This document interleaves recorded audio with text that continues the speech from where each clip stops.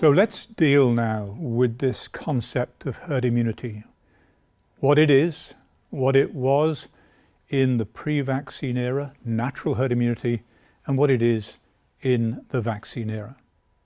It's a term that's commonly used in defense of mass vaccinations, and it finds itself at the interface of public health and politics. It's the driving argument for mandatory vaccination legislation and a key public relations slogan used to persuade parents to vaccinate. We must maintain herd immunity. What does that mean? Let's distinguish again natural herd immunity, that which operated in the pre-vaccine era, and artificial herd immunity, which has taken over in the vaccine era.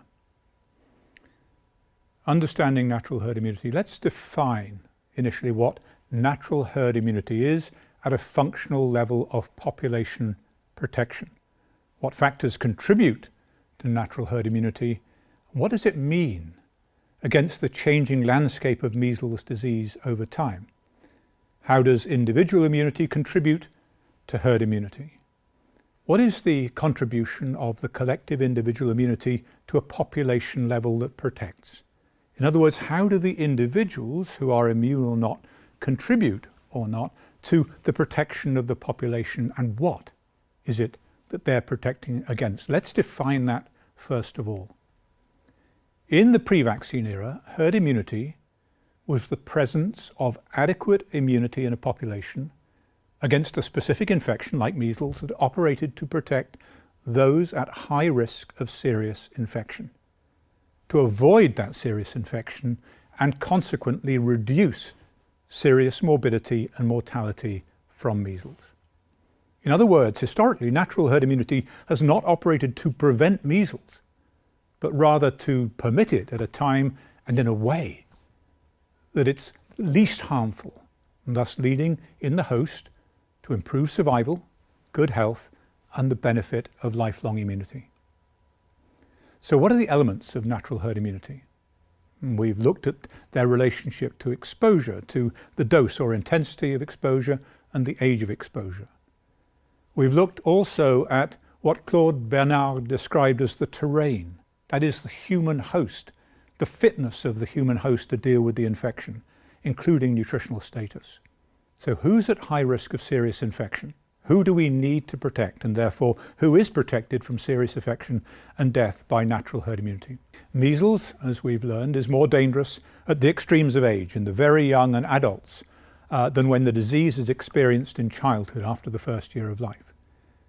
It's more dangerous when experienced at high intensity, that is a high dose of viral exposure. And it's more severe in those who are immunodeficient, for example, children who are malnourished. So let us go back to a time when natural herd immunity was low or absent altogether. If we look at the top of this graph, up until 1920, that is what pervaded the situation at the times. Natural herd immunity was low, children were being exposed at high intensity and early in life, and consequently the mortality was very, very high. And as circumstances changed, then so the mortality changed. If we go to a circumstance where there was no herd immunity whatsoever, a virgin soil population such as the Yanomami Indians in the Orinoco, then they were extremely vulnerable to this infection. Why? Because when it occurred, it affected people across all ages. There was no immunity in the population. The old had not experienced measles as youngsters, and therefore they were equally susceptible as infants. And so you see this dramatic exposure at all ages, including those associated with high mortality, such as infancy and old age. And consequently, the disease was a major killer in that population.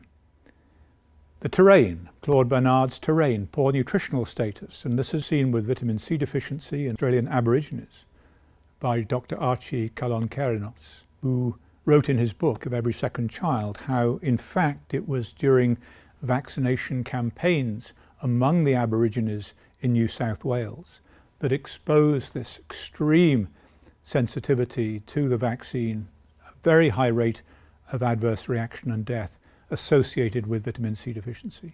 The World Health Organization recommending that children in third world countries are supplemented with vitamin A in the presence of measles infection, and now the emerging evidence, even here in North America, of vitamin D deficiency leading to impaired immune function. As I've said, there is one other very important factor, and that is, of course, Olivia Walton, the mother, who provides her babies with passive immunity that protects them at that extremely susceptible time of life. Let us look closer at an example of how natural herd immunity operates to protect those at higher risk of infection. Infants less than 1 year of age have a limited ability to generate adequate immunity and more likely to suffer intensive exposure as secondary cases, and therefore more susceptible to serious measles infection. In the pre-vaccine era, unlike the post-vaccine era, mothers conferred good passive immunity on their infants by placental transfer and breast milk. And this passive immunity protected those infants through a period of vulnerability until they were better able to deal with the infection, until their immune system had developed to the point where they were able to cope with measles and deal with it with lifelong immunity. So what natural herd immunity, what the pattern of exposure has done over time, is to constrain the age of exposure to childhood when the virus is less dangerous, when measles is a milder disease. And at one end, that is achieved by maternal immunity protecting infants, and at the other end, it is achieved by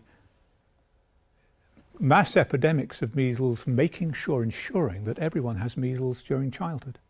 And therefore, you are not susceptible as an adult, and you are not going to go and develop immunity. So maternal immunity, regular epidemics ensured that children went on to develop measles once passive immunity had waned, and over time they were exposed increasingly in the community, for example at school, at doses that led to a natural, self-limiting measles infection and the induction of lifelong immunity. And the establishment of lifelong immunity in children meant that people were not susceptible to measles as adults, a time when the disease could also be more serious, nutritional status improved, and natural herd immunity increasingly predominated. Measles became, with time, a more and more mild disease. So this is the consequence of natural herd immunity. It's dramatic, it's striking, and is really what we have to pitch vaccination against when comparing the ability of the disease or the vaccine to protect the population. And as a consequence of natural herd immunity in the developed world, measles mortality had fallen by approximately 99.6% before the vaccine was introduced.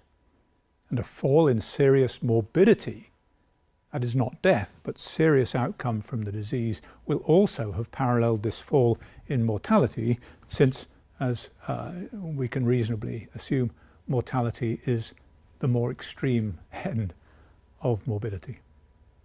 So the exercise here is to address the question, what would have been possible consequences of letting nature take its own course? And for this, I want you to consider measles in two different geographical locations, in industrialized countries and in non-industrialized countries, where clearly measles is still recognized to be a much more severe disease. And to consider what alternatives to mass vaccination, or in addition to mass vaccination, might have improved what Claude Bernard described as the terrain, the ability of the individual infected with the virus to deal effectively with that virus.